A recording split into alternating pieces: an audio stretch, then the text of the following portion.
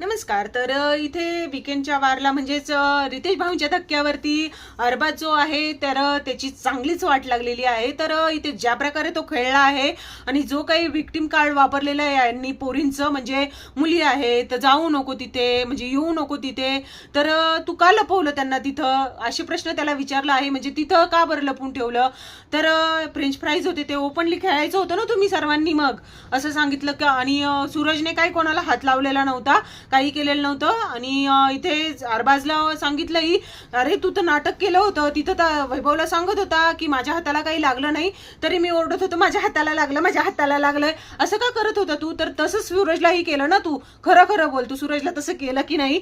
तर इथं अरबाजला खूप काही जाब विचारलेले आहे. तर खरंच आहे की तिथं सांगत होता तो वैभवला, मी मुद्दाम नाटक केलं, माझ्या हाताला लागलं, माझ्या हाताला लागलं. तो वैभव पण म्हणत होता हो ना, मला पण माहिती आहे.